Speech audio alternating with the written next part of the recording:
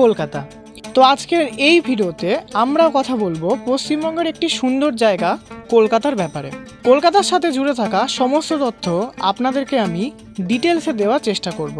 যেমন কি করে আপনি কলকাতায় যাবেন, কলকাতায় আপনি কোথায় থাকবেন, আর যদি থাকেন তাহলে সেটা কত বাজেটে থাকবেন, কলকাতায় খাওয়া দাওয়ার ব্যবস্থাটা কী রকমের, আর সবচেয়ে গুরুত্বপূর্ণ কলকাতায় আপনি কোথায় কোথায় ঘুরতে পারবেন। সাথে আপনাদের এটাও বলবো কলকাতায় ঘুরতে যাওয়ার সবথেকে ভালো সময় কোনটা, আর এই সমস্ত কিছু করতে করতে আপনার কত টাকা খরচ হতে পারে। এই সমস্ত প্রশ্নের উত্তর আপনাদেরকে আমি স্টেপ বাই স্টেপ ডিটেলসে বলার চেষ্টা করব।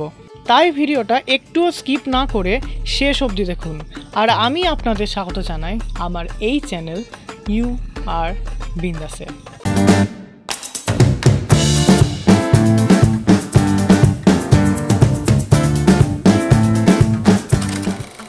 কলকাতা, যাকে সিটি অফ জয় নামে সম্বোধন করা হয়, এই সুন্দর শহরটি ভারতবর্ষের পূর্ব রাজধানী নামে খ্যাত।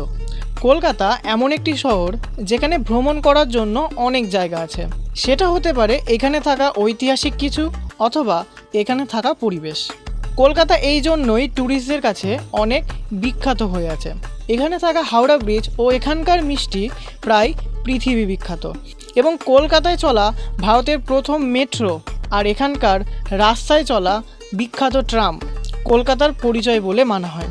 কলকাতা পশ্চিমবঙ্গের হুগলি নদীর তীরে অবস্থিত, যার কারণে মানুষ এখানে নৌকো যাত্রাও আনন্দের সাথে করে। তো আপনি যদি কলকাতায় ভ্রমণ করতে চান তাহলে আপনাকে এটা জানতে হবে যে আপনি কি করে কলকাতায় আসবেন। তো আপনার সুবিধার জন্য এটা জানিয়ে রাখি যে আপনি কলকাতায় বাস, ট্রেন ও ফ্লাইটের মাধ্যমে আসতে পারবেন। যদি আপনি ট্রেন দিয়ে আসতে চান তাহলে আপনাকে কলকাতার হাওড়া রেলওয়ে স্টেশন বা শিয়ালদহ রেলওয়ে স্টেশনে আসতে হবে।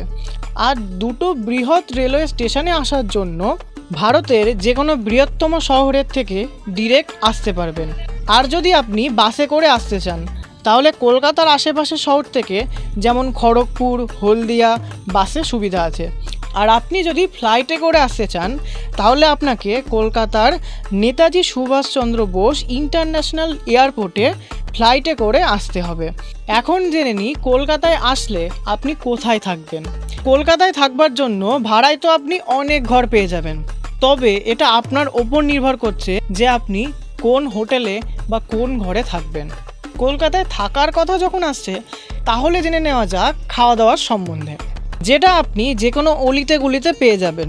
তবে আপনার পছন্দসই খাবারের জন্য আপনাকে হয়তো একটু ঘুরতে হবে। তো এখন আপনাদের বলি ভ্রমণের জায়গা সম্বন্ধে। যদি আপনি ধর্মতলায় ভাড়া নিয়েছেন তাহলে আপনি মেট্রোতে করে এখানকার বিখ্যাত দক্ষিণেশ্বরের মন্দিরে আসতে পারেন। দক্ষিণেশ্বর মন্দিরে মা কালীর একটা সুন্দর মূর্তি আছে, যে মূর্তিকে মা কালীর আরও এক সুন্দর রূপ বলে মানা হয়। বেলুড় মঠ, যেটা কলকাতায় আরও সুন্দর জায়গা, আর আশেপাশের বাগান এটাকে আরও ফুটিয়ে তোলে। তারপর আপনি এখানে ভালো করে সময় কাটানোর পর আপনি এখানকার বিশ্ব বাংলা গেটে আসতে পারেন। এই বিশ্ব বাংলা গেট গত কিছু বছরে ভীষণ বিখ্যাত ভ্রমণের জায়গা হয়ে উঠেছে, কারণ এরা বাইরে থেকে যতটা সুন্দর এরা ভেতর থেকেও ঠিক ততটা সুন্দর, কারণ আপনি এর মধ্যে বসে খাওয়া দাওয়া করতে পারবেন। তারপর এখানে খাওয়া দাওয়া হওয়ার পর আপনি মাত্র 3 কিলোমিটার দূরে ইকো পার্কে যেতে পারেন। এই পার্কটা এতটাই সুন্দর যে দূর দূরান্ত থেকে পরিবার এখানে ঘুরতে আসে। এখানে এনজয় করার পর আপনি যেতে পারেন হাওড়া ব্রিজে সময় কাটানোর জন্য। হাওড়া ব্রিজকে কলকাতার পরিচয় বলে মনে করা হয়। এটা হুগলি নদীর ওপর কমপক্ষে 70 মিটার চওড়া একটা ব্রিজ। তো এর মতোই আপনি আরও ভ্রমণের জন্য ভিক্টোরিয়া মেমোরিয়াল হল, কালীঘাটের মন্দির, সায়েন্স সিটি, এয়ারক্রাফট মিউজিয়াম, বিভিন্ন জায়গায় ঘুরতে পারেন। শেষে আপনার কত খরচ হবে তা বলতে গেলে একজন ব্যক্তির জন্য 5,000 থেকে 6,000 পর্যন্ত খরচ হতে পারে। তবে এটা সম্পূর্ণ শুধুমাত্র ভ্রমণের জন্য, বাকি কোনো কিছু অ্যাক্টিভিটি এটাতে যোগ করা হয়নি। তো আজকের এই ভিডিওটা এই পর্যন্ত। এই ভিডিওটা যদি আপনার ভালো লেগে থাকে তবে অবশ্যই একটা লাইক করবেন, আর কেমন হয়েছে সেটা কমেন্টে জানিয়ে নিজের সাথে নিজের পরিবারের খেয়াল রাখবেন।